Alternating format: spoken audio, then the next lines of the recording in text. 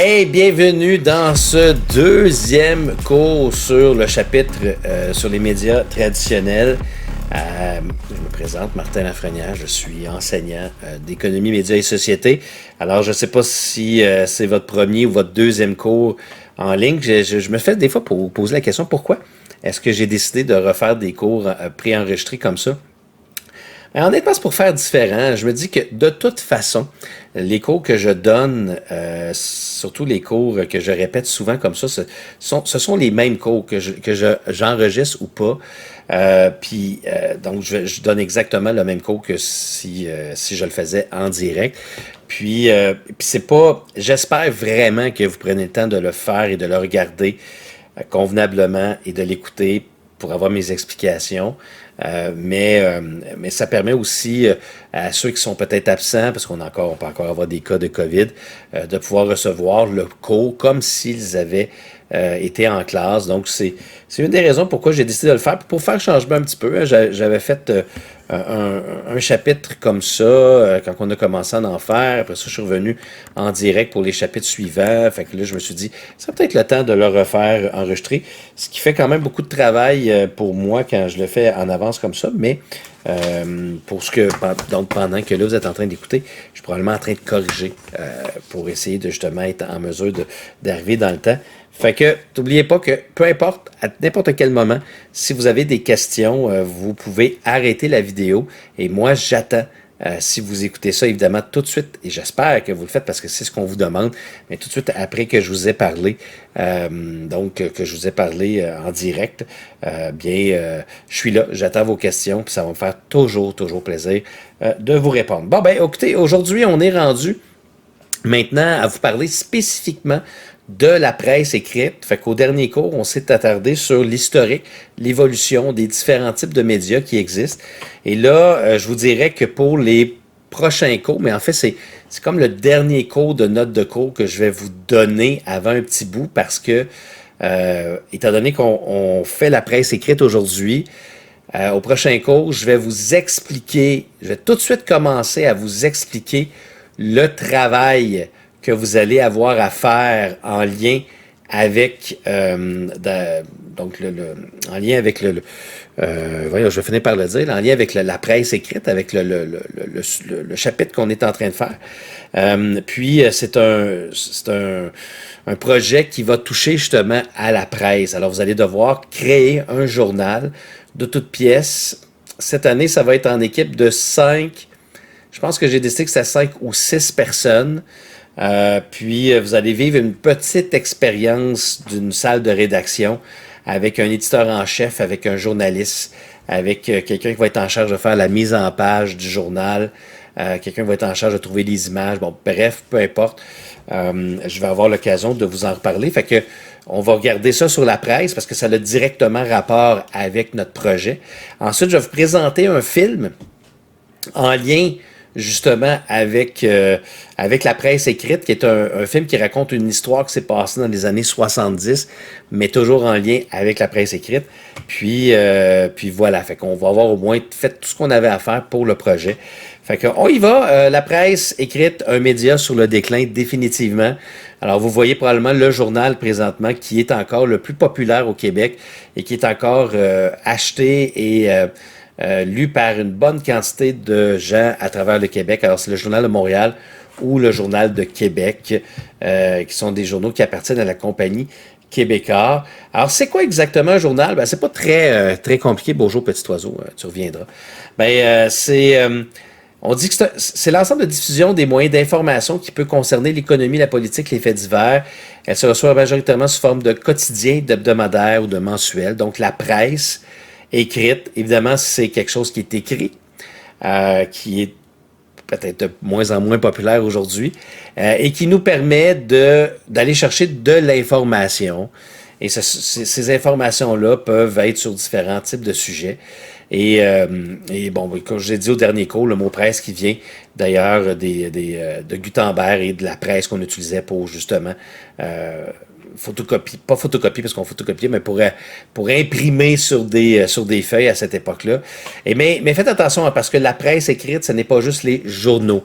Les journaux, c'est une des façons de transmettre les informations de la presse écrite, mais on a également ce qu'on appelle plus communément les revues comme l'actualité, que j'ai été très longtemps abonné, mais qui aujourd'hui, je me suis désabonné cette année. C'est la première fois que je me désabonne en quelques années de l'actualité, qui a toujours été une revue que j'ai beaucoup, beaucoup aimée, et qui faisait vraiment le tour de fond sur plusieurs sujets de l'actualité.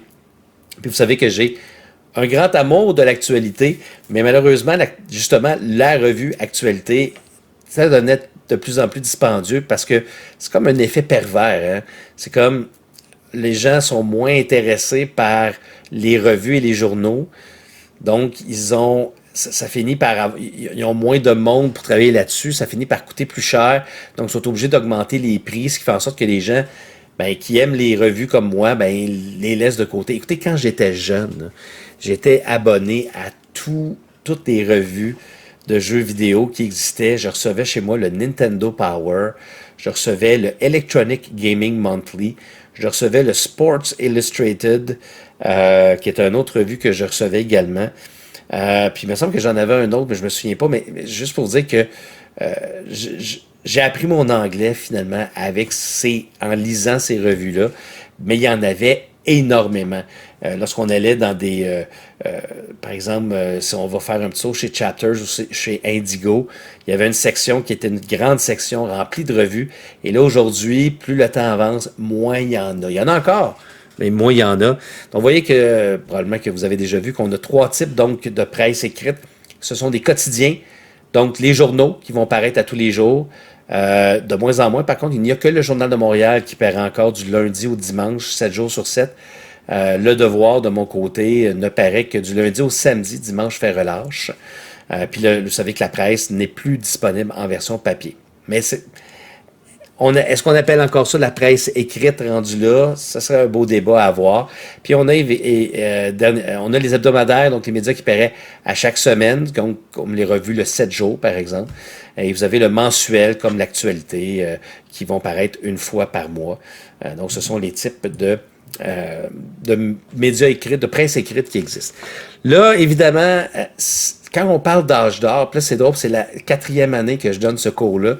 Puis les premières années, j'avais comme pas compris que le concept d'âge d'or, vous savez pas du tout de quoi je parle.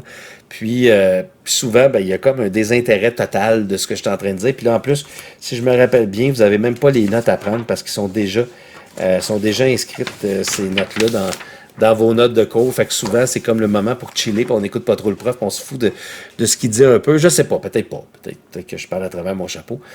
Mais l'âge d'or, ça veut simplement dire, c'est quand que la presse écrite a vécu ses meilleurs moments. Parce que là, aujourd'hui, là, en 2021, la presse écrite ne vit définitivement pas ses meilleurs moments parce que ils font pas mal toute faillite. T'sais. La presse a été obligée de s'en aller en numérique. Le Devoir survit, mais il y a plusieurs autres petits journaux du Québec qui ont de la difficulté à survivre. Donc, on n'est pas dans les meilleurs moments. Donc, c'était quand le meilleur moment? C'était au 19e ainsi qu'au début du 20e siècle. Et je vous dirais même que l'âge d'or, oui, je vous dirais que c'est le 19e peut-être jusque dans les années 1950 parce qu'après ça, le déclin va commencer, même si ça va prendre du temps. Le déclin va être lent, toujours en gardant en perspective que c'est le 20e siècle. Là.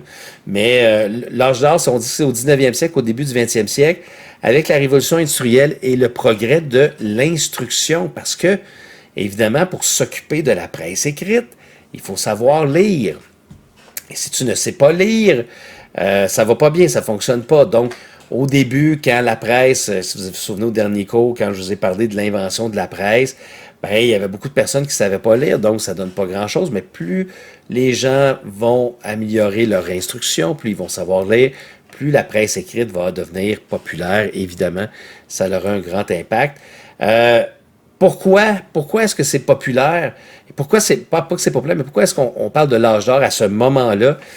C'est tout simplement à cause de l'invention de la presse rotative en 1860 qui va permettre la création de beaucoup plus de journaux qu'avant. Alors, c'est ce qui fait en sorte qu'avant, on avait une certaine quantité de journaux, mais on n'en avait pas nécessairement pour toute la population. Et là, en 1860, on a fini par créer ces fameuses presses rotatives-là qui vont permettre de justement créer une plus grande quantité de journaux. Et là, ce que vous voyez là, d'ailleurs, c'est la presse Mill, qui a été utilisée pour imprimer le journal le samedi en 1939. Donc, c'est pas une image des années 1860, là, mais c'est pour vous montrer que la technologie, donc on dit la révolution industrielle, le fait que l'instruction progresse, tout ça va aider beaucoup au phénomène de la presse. Et finalement, le comment, ben, c'est sûr que pourquoi la presse va avoir son âge d'or à la fin du 19e jusqu'au début du 20e siècle. Ben, premièrement, c'est qu'elle va avoir un monopole sur l'information, parce qu'oubliez pas qu'à cette époque-là, il n'y a pas de radio encore, il n'y a pas de télévision, c'est pas très implanté. Donc, si tu voulais recevoir de l'information, c'était avec l'aide du journal. Et c'est sûr que la déclaration de la liberté de presse du 29 juillet 1881 que vous voyez là, qu'on pourrait même se rendre sur Internet pour aller lire le libellé de la loi, mais qu'on ne fera pas, là. Mais c'est sûr que ça, qui va venir de cette fameuse déclaration que je vous ai présentée au dernier cours, ça va énormément aider au fait que avant, le journal, c'était un journal qui était contrôlé par le gouvernement. Donc, les gens étaient plus ou moins intéressés de lire ce que le gouvernement, de toute façon, manipulait les journalistes à dire. Mais là, avec cette imprimerie qui fait en sorte qu'on en a plus, le fait également qu'on a le monopole d'information parce qu'il n'y a rien d'autre qui existe, et surtout qu'on a maintenant la liberté d'écrire ce que l'on veut. Alors, c'est pour ça qu'on va avoir ce qu'on appelle l'âge d'or à cette période-là. Puis là, je vais vous donner des statistiques. Okay? Des statistiques parce que c'est important d'en avoir des statistiques par rapport aux journaux. Et ce sont des chiffres de 2016. Je n'ai pas été capable de trouver des chiffres plus récents que ça. Puis oui, je vous fais prendre en note des statistiques parce que oui, ça se pourrait très bien que dans l'examen, je vous demande de me donner le palmarès. Pas nécessairement la quantité. Je ne demanderai pas d'apprendre par cœur la quantité de journaux par semaine, mais quand même de savoir l'ordre. Comme par exemple les quotidiens du Canada. Donc les quotidiens, c'est les journaux, là. Les plus gros journaux du Canada en 2016, c'est le Globe and Mail avec 6 86 000 donc, copies par semaine. Donc là, on parle par semaine. Et on a le National Post qui est en deuxième position à 4 262 000. Puis, au Québec, vous voyez qu'au Québec, c'est le Journal de Montréal avec 1 611 000, suivi par Métro. Alors, le journal gratuit, Métro, qui est à 1 297 000 par semaine. Et la presse... la presse, évidemment, ça c'était avant la fin de leur impression qui était à 1 65 000 par semaine, mais qui est en première position pour le numérique. Okay? Donc, je vous dirais que ce que vous avez retenu, c'est surtout le Journal de Montréal puis le Métro. Puis, au niveau des magazines, des revues, ben, vous avez le fameux Reader's Digest qui est à 4 614 000 copies vendues par mois. Le Reader's Digest qui est pas nécessairement, je pense, une revue canadienne. Je pense que c'est une revue américaine qui est internationale. Moi, mes beaux-parents sont abonnés au Reader's Digest, puis ils reçoivent ça tous les mois. Puis c'est comme la fameuse revue qui est utilisée pour à peu près n'importe quoi, là, dans laquelle il y a plein d'informations sur plein de sujets. Je ne sais pas si vous avez déjà lu ça, mais en tout cas, vous avez le Cinéplex Magazine qui est en deuxième position. Le Cinéplex Magazine, le seul endroit où vous pouvez le retrouver, c'est dans les cinémas Cinéplex. Il en sort 4 520 000. C'est juste pour montrer à quel point, en 2016, c'est plus si populaire que ça. Puis vous avez les magazines francophones au Québec, les plus populaires. Vous avez le Ricardo Magazine à 1 674 000, le Coup de pouce, le Vivre mieux, qui est un journal, pas un journal, mais une revue qui est réservée surtout pour les personnes âgées, 971 000 personnes. Et finalement, on a la revue L'Actualité que je vous ai présentée. Et là, maintenant, je vais vous présenter les 5 journaux, les plus gros journaux du monde entier. Alors, quels sont les 5? Alors, nous avons la 5e position, qui est nulle autre que le... Et là, en passant, les chiffres ont changé. Puis faites attention aussi, dans vos notes de cours, je commence par le numéro 5. Hein, on fait un vrai top. Là. OK, donc je fais un top 5. Fait que, fait que faites attention. À chaque année, il y en a toujours qui se trompent et qui le mettent en haut. Puis là, ben, cette année, j'ai refait vérification de mon PowerPoint, mais je l'ai fait après avoir imprimé vos feuilles, fait que ça ne me tentait pas de réimprimer. Fait que les chiffres ont changé, puis je peux vous dire que ce sont des chiffres de 2016. Ce sont les chiffres les plus récents que j'ai réussi à trouver. Alors, vous voyez qu'en 5e position, c'est un journal japonais qui est le Mainichi Shimbun. Et je pense que Shimbun, ça veut dire journal en japonais, mais je ne peux pas vous dire parce que mon japonais est pas très bon. Et là, je vous ai mis également des images pour représenter ces journaux-là. Ensuite de ça, en 4e position, on a le Dainik Bashkar. Bashkar qui, je pense, veut dire quotidien en hindi, qui est la langue donc parlée en Inde, là, spécifiquement pour ce journal-là. Alors, le Dainik Bashkar, 5 318 000. Et faites attention, ça, c'est par jour. OK? Ça, c'est par jour. Celui de l'autre, c'était 3 166 000. Là, on est déjà à 5 318 000 par jour. Mais là, on est au Japon, puis on est en Inde. On s'entend qu'il y a beaucoup de monde qui vivent dans ces endroits-là. Ensuite, on a le Asahi Shimbun au Japon, avec 6 480 000 copies donc faites et imprimées par jour. En 2e position, on a le Dainik Jagran. Dainik Jagran, encore une fois, qui est en Inde pour 6 866 000. Et en 1re position, donc le plus gros journal du monde, celui qui a le plus gros tirage à tous les jours.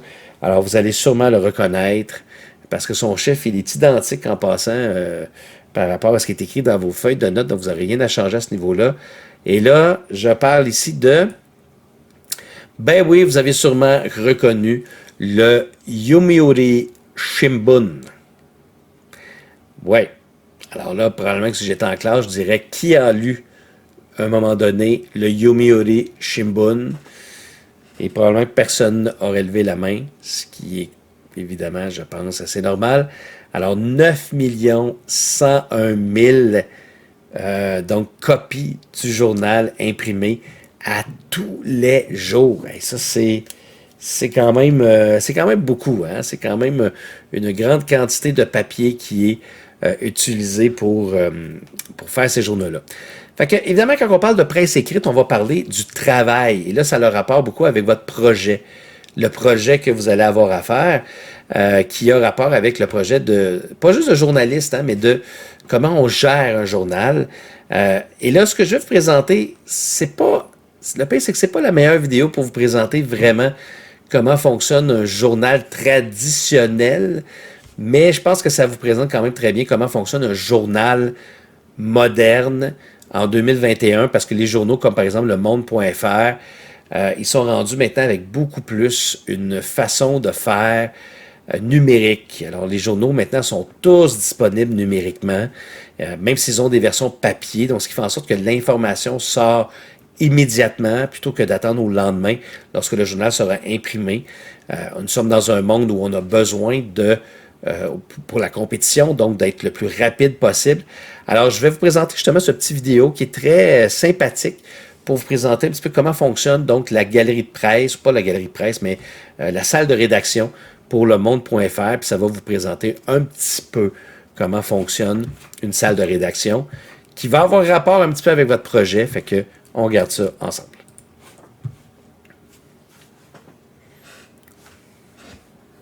Aujourd'hui, dans l'actualité, on a Sarkozy qui commence ses vœux.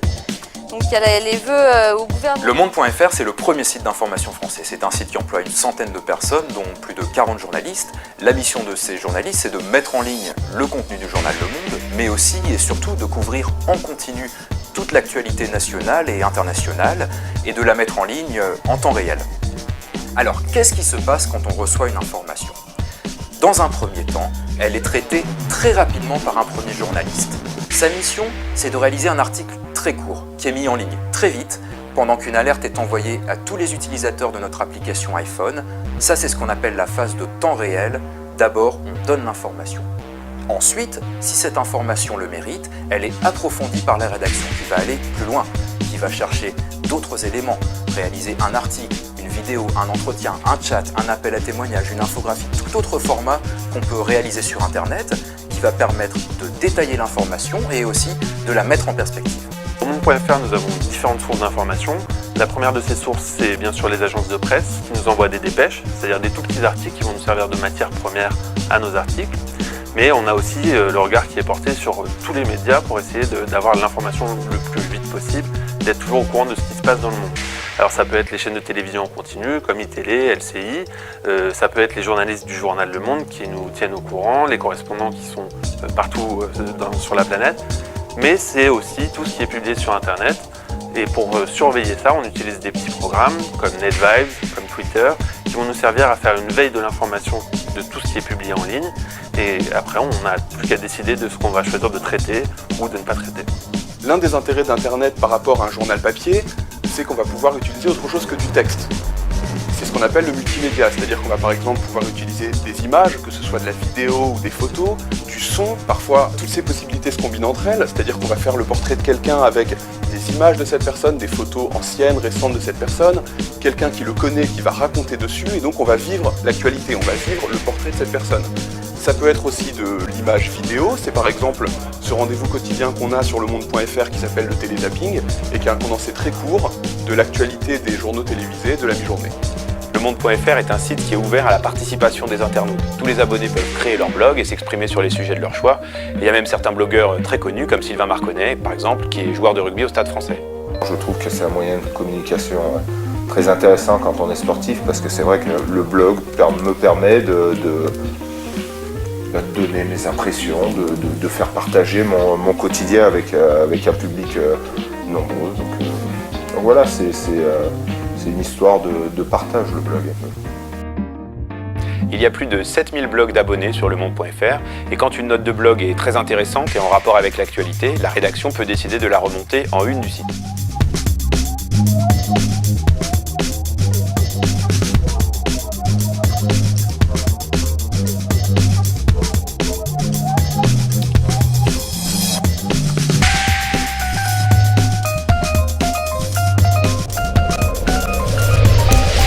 Bon, fait que voilà, fait que c'est quand même ce que je trouve intéressant, même si on parle d'un journal qui est maintenant plus numérique qu'un journal qui va être papier, il reste quand même que le métier en tant que tel, le métier. Je ne sais pas s'il y en a quelques-uns d'entre vous qui est intéressés par le métier de journalisme ou de journaliste et de travailler dans une salle de rédaction, une salle qui va justement, qui je pense, peu importe, même si les journaux ont perdu un petit peu leur vision, pas leur vision, mais leur popularité, il reste quand même que l'information reste quand même très importante et au lieu d'avoir des journaux papier, on a quand même un journal de type, on a une façon de fonctionner qui reste la même.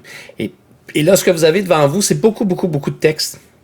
Vous n'avez pas tant de choses à écrire par contre, mais c'est super important et là, je vous dirais que c'est presque le début de l'explication de votre projet, donc que vous allez devoir faire ensemble en équipe de 5 ou 6. Ce sont à peu près tous les différents postes, principaux postes, comme c'est écrit dans le tableau, d'une salle de rédaction qui permet de créer un site web d'information ou un journal papier écrit. C'est ce que d'ailleurs vous allez devoir faire. Vous allez devoir me créer un journal de toutes pièces qui pourra imiter le journal Le Devoir, le journal La Presse de l'époque, le journal de Montréal. Vous pourrez vous inspirer. J'ai gardé plein de journaux des années précédentes pour vous montrer un petit peu ce que vous allez devoir faire. Mais une chose est sûre, c'est que il y a un grand travail, comme dans un vrai journal, un grand travail d'équipe qui devra être fait pour arriver à la finale. Et la finale, c'est évidemment, c'est à ce moment-là que vous allez devoir remettre le fameux travail en question, parce que vous allez avoir beaucoup de travail à faire justement en lien avec ce journal-là, et vous allez avoir une date de tombée où ça va être important de remettre le journal à la journée spécifique, comme n'importe quel journal a une heure de tombée. Sinon, l'équipe au complet va perdre des points. C'est la même affaire que le rédacteur en chef va aussi avoir des réunions avec le propriétaire du journal. Puis le propriétaire du journal, pour le plaisir du projet, ça va être moi. Fait que ce que vous voyez là, c'est les différents postes que vous allez devoir combler dans votre équipe. Comme je vous rappelle, équipe de 5 ou 6 personnes, donc il devrait avoir à peu près 4 journaux par classe. Hein, si je me fie au fait... Non, attends un peu, 6, 5 fois 4, non, ça ne marche pas. Il va en avoir 6 journaux par classe. Hein, en tout cas, à peu près 5-6 journaux par classe. Fait qu'évidemment, la première partie, l'élément le plus important, ben pas le plus important, un des éléments importants du journal, c'est le journaliste. Alors, journaliste qui est un spécialiste, hein, d'ailleurs, ça va bien parce que probablement que vous ne pouvez pas voir ce qui est écrit, ben, je vais tasser ma petite image. Alors, le journaliste qui est un professionnel de l'information, qui est spécialiste de l'écriture, évidemment, qui va avoir comme mandat d'aller souvent, ben, c'est pas le journaliste qui va nécessairement se faire donner le sujet, mais souvent, oui aussi, trouver le sujet, aller chercher des informations, écrire, rédiger son article ou ses articles. Donc, le journaliste a quand même beaucoup de responsabilités, mais souvent, c'est le journaliste aussi qui va recevoir beaucoup du pot ou des fleurs, dépendamment si l'article va être bien reçu ou ne sera pas bien reçu. Ensuite de ça, vous avez le rédacteur en chef. Alors, le rédacteur en chef je vous dirais, qui est le chef de la salle de rédaction. Alors, c'est la personne qui va s'assurer de la qualité, qui va s'assurer aussi que le journal, les journalistes et les articles suivent bien la ligne éditoriale qui est souvent soumise par le propriétaire du journal. C'est lui qui va s'assurer de faire le lien entre la direction et les autres services. Bref, c'est le grand boss qui, souvent, à tous les jours, il va avoir une réunion où là, les journalistes et le rédacteur en chef vont se rencontrer pour diviser justement les tâches dans la journée. Et c'est le rédacteur en chef qui va s'occuper de coordonner tout ça. Donc oui, il va y avoir un rédacteur en chef dans votre équipe qui va être comme le grand boss de la publication et qui va s'assurer donc que tous les journalistes, donc c'est lui qui va être, lui ou elle, qui va être en fonction de s'assurer que tout se passe rondement et que tout se passe également correctement par rapport au journal en tant que tel. Après ça, vous avez le directeur de publication qui est à la tête du journal et les responsables de l'animation de l'équipe rédactionnelle. Il est également le garant de la qualité de la ligne éditoriale. Son objectif est d'optimiser le développement du magazine dans sa forme ainsi que dans son mode de fonctionnement. Souvent, le directeur de publication, c'est celui qui va être en charge de ce journal-là, puis souvent de tous les autres journaux qui vont appartenir aux propriétaires. Mais évidemment, donc, si vous comprenez bien, le boss du rédacteur en chef, c'est le directeur de publication qui souvent ne sera pas nécessairement dans la salle de rédaction, mais le lien va se faire directement entre le rédacteur en chef et le directeur de la publication. Après ça, vous avez le concepteur. Le concepteur, il va y en avoir un dans votre équipe. Alors, c'est pour ça que dans votre équipe, c'est important que vous trouviez quelqu'un qui est bon en informatique avec Word ou avec Publisher ou peu importe le programme que vous allez utiliser pour faire votre journal, mais c'est la personne qui va s'occuper de la mise en page de votre journal. Parce qu'un journal, vous avez le journaliste qui va faire son article. Vous allez avoir le photographe qui va prendre des photos.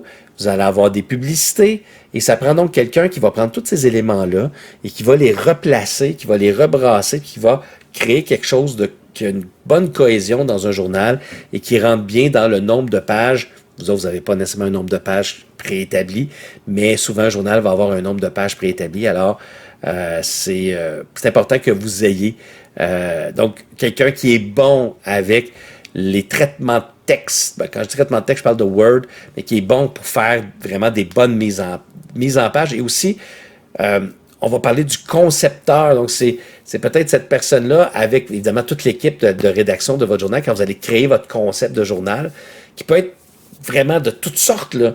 Ça peut être un journal, comme je dis, de style Journal de Montréal. Le Journal de Montréal, ils ont une première page qui est très différente des autres, puis ils ont un contenu qui est très différent dans sa façon de fonctionner. Fait que c'est pour ça que ça va être peut-être important pour vous d'aller peut-être voir différents types de journaux pour savoir lequel qui vous intéresse. Puis après ça, le concepteur va avoir le mandat de faire ça. Puis, je vais vous en parler, ou je vais vous en parler probablement au prochain cours quand je vais vous donner les consignes du projet. Mais souvent, je dis tout le temps aux concepteurs, vous allez être en équipe de 5-6 personnes, là, le concepteur a le mandat souvent d'être le dernier sur la ligne de front de votre journal. Donc, souvent, je lui demanderai pas d'écrire un article parce qu'il va avoir beaucoup de job à la fin, parce que qu'est-ce qui risque d'arriver dans votre journal? C'est que tout le monde soit de dernière minute. Puis souvent, la date, mettons que la date, c'est le 15 avril, mais le concepteur va recevoir toute l'information de 14, puis il va avoir une job de fou malade mental. Donc, c'est pour ça que ça va être la job du rédacteur en chef de faire une date de tombée qui est bien avant la date de remise. Puis je vais tout vous expliquer ça au prochain cours, là, mais juste pour vous dire qu'il va y avoir des responsabilités. Moi, je vais me décharger un peu de la responsabilité de vous pousser dans le derrière. Ça va être le rédacteur en chef qui va avoir la responsabilité d'être le boss, le chef, de gérer son équipe, puis de s'assurer ensuite de ça que le journal arrive dans les temps avec le contenu, puis d'aussi aider son concepteur. Bon, vous avez le comité de rédaction. Le comité de rédaction se compose généralement du rédacteur en chef et des journalistes. C'est eux autres qui vont se réunir, là, quand je parlais tantôt de la réunion. Bon, photographe, il fait des photos qui donnent des informations sur un événement. Évidemment, vous allez avoir besoin d'un photographe parce que vous allez voir que dans votre journal, vous allez devoir prendre des photos. C'est sûr que si vous faites un article sur Donald Trump, je ne demanderai pas d'aller vous-même prendre des photos de Donald Trump, donc il faudra trouver sur Internet. Mais vous allez voir, dans ce que je demande dans le journal, il y a un article sur l'école. Alors oui, il va falloir qu'il y ait des photos qui soient prises à l'école. Donc, le photographe, c'est le responsable des images qui vont apparaître dans le journal. Par contre, ça sera pas le seul. Faut pas que ce soit son seul. Faut pas que ce soit son seul élément qu'il va avoir à faire. Ça dépend toujours du nombre d'articles que vous allez devoir faire dans le journal. Puis tout ça, je vais vous expliquer ça au prochain cours. Et finalement, vous avez le dessinateur. Alors, le dessinateur, c'est celui qui s'occupe de faire la caricature. Et oui, ça va vous prendre quelqu'un qui est capable de donc faire de faire une caricature dans votre journal. Donc, ça peut être sa propre caricature. En tout cas, trouver une façon. Évidemment, s'il n'y a personne qui est bon en dessin dans votre équipe, ça va être plus difficile, mais vous allez devoir vous débrouiller pour trouver une façon de faire une caricature dans votre journal. Mais en tout cas, donc, vous voyez, ce sont toutes les différentes, dans le fond, tout ce qui gravite autour, justement, du métier de la presse écrite que vous allez devoir faire dans votre projet. Là, pour l'instant, c'est un peu abstrait tout ce que je viens de vous dire, mais je vais tout vous réexpliquer ça au prochain cours lorsque je vais vous donner, justement, vos explications pour déjà commencer ce projet-là qui, vous allez avoir 1 mois pour faire le journal en question. Fait que, ouais, c'est ça, 1 mois, parce qu'en plus, on a presque une 2e semaine de relâche dans tout ça. Fait que, en tout cas, je vais vous donner des informations au prochain cours. Et là, pour terminer, évidemment, sur tout ce que je viens de vous expliquer, le journal écrit, si je vous en parle aujourd'hui, puis si on fait ce chapitre-là, c'est pour vous expliquer essayer de comprendre pourquoi est-ce que la presse écrite n'a plus la place de choix à l'époque, puis ça s'explique quand même assez facilement. On dit ici que la presse écrite est toujours une forme valable afin de passer l'information, mais nous pouvons voir le déclin de ce monopole d'information à partir de la 2e moitié du 20e siècle. Et pourquoi est-ce que ça a perdu sa popularité? Je vous dirais que le premier élément, c'est ce que je vous ai expliqué tantôt, c'est le fait que plusieurs personnes ont fini par trouver que les journaux étaient peut-être pas si impartials que ça et que le fait que, par exemple, Québécois Pierre-Carl Péladeau soit le propriétaire du Journal de Montréal, puis que la presse, c'était Power Corporation, qui était des fédéralistes. On sait que moi, j'ai des informations internes assez fortes pour vous dire que le festival Juste pour rire, je ne sais pas si vous vous souvenez de ce festival-là qui existe encore à Montréal, mais le festival Juste pour rire, lorsqu'il y a eu le fameux scandale de Gilbert Rozon, le festival Juste pour rire, il est comme tombé, totalement tombé, puis M. Rozon a dû vendre le festival. Et une des personnes qui voulait l'acheter, c'était Pierre-Carl Péladeau. Pierre-Carl Péladeau qui voulait vraiment acheter. Puis d'ailleurs, Vidéotron était un très grand partenaire du Festival Juste pour rire pendant très longtemps. D'ailleurs, la majorité de tous les galas Juste pour rire passaient à TVA à un certain moment donné. Puis Gilbert Rozon n'a pas voulu vendre ne voulait rien savoir de Pierre-Carl Péladeau. Donc, Pierre-Carl Péladeau a décidé de faire littéralement volte-face. Il a acheté Comédia, qui est dans le fond le regroupement de festivals à Québec. Et il a littéralement éliminé Juste pour rire de toutes ces plateformes. Donc ça inclut TVA, ça inclut le Journal de Montréal. Et je sais, pour connaître quelqu'un qui travaille quand même très haut placé au Festival Juste pour rire, que plusieurs des journalistes qui travaillent au Journal de Montréal, on leur demandait de ne pas aller critiquer et de ne pas aller assister à des galas du Festival Juste pour rire parce que Pierre-Carl Péladeau ne voulait pas que ça apparaisse dans son journal. Comprenez-vous, c'est comme une neutralité qui n'existe pas vraiment. Et ça l'a irrité un petit peu des personnes qui ont fini par trouver ça peut-être un petit peu contraignant. Et c'est peut-être ça qui a mené à au fait que les gens ont commencé à perdre confiance un peu aux différents journaux. Il y a l'apparition aussi des journaux gratuits à partir de 2002, comme le journal Métro, il y a le journal 24 heures, qui a fait mal parce que les gens se sont dit, pourquoi est-ce que je paierais des dizaines de dollars par mois pour recevoir un journal alors que quand je vais dans le métro à Montréal, je peux en avoir un gratuitement qui n'était pas aussi complet, qui n'était pas aussi peut-être intéressant, mais qui avait quand même des informations de base. Donc, c'est sûr que ça, c'est quelque chose qui a définitivement pas aidé. Mais je vous dirais, je pense que le plus gros élément qui va faire mal à la presse écrite, c'est définitivement l'évolution de l'Internet et le fait que l'information, on ne la veut plus au compte-gouttes, on la veut immédiatement. Okay? Quand quelque chose sort, on veut avoir l'information. Quand il y a un tremblement de terre au Pérou, on veut avoir cette information-là immédiatement.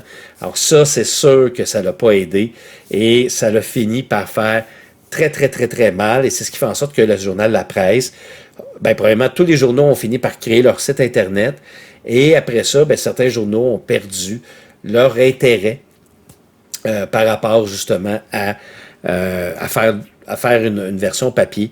Et c'est ce qui va mener littéralement au déclin de la presse écrite. Fait que vous voyez un petit peu là, donc, vous voyez la presse payante grand public de 2014-2015. Alors, le journal papier avait 3,5 milliards d'exemplaires, donc une baisse d'environ 5,4% par rapport à l'année précédente. Internet, ça l'avait augmenté de 7,9%.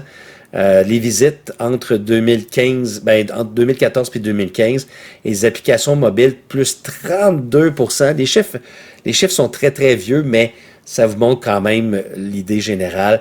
Puis on voit que ce que je vous ai présenté au début, donc création du journal La Presse le 20 octobre 1984, qui va mener, donc pas 1900, mais bien 1884, qui va mener à la création de la Presse Plus en avril 2013 et à la fin complète de la version papier le 1er janvier 2016.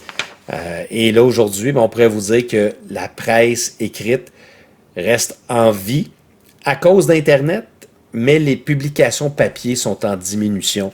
Et moi, je pense que ça va finir par disparaître dans les prochaines années, à moins qu'il y ait un très grand retournement de la situation, mais de toute façon, je pense que la majorité des journaux mettent beaucoup, beaucoup, beaucoup d'argent dans l'évolution, justement, de ces fameuses applications et de leurs sites Internet. Voilà, fait que c'est ce qui met fin à mon deuxième cours. Fait qu'au prochain cours, comme je vous dis, puis je vous dirais que, bien franchement, pour les à peu près 4 ou 5 prochains cours, on va rester dans le monde de la presse écrite. Au prochain cours, je vais vous donner des explications sur le projet et je vais déjà vous commencer à vous faire travailler ensemble sur le projet. Ensuite, on va regarder film. Puis, une fois que le film sera terminé, je vais vous donner du temps pour travailler en classe ensuite de ça sur le projet et on finira les notes de cours par la suite, parler de la télévision, etc., etc. Fait que gênez-vous pas si vous avez des questions. Je vous remercie beaucoup de m'avoir écouté. Puis, on va se revoir très bientôt, que ce soit en ligne ou que ce soit en classe. Faites attention à vous autres et à bientôt.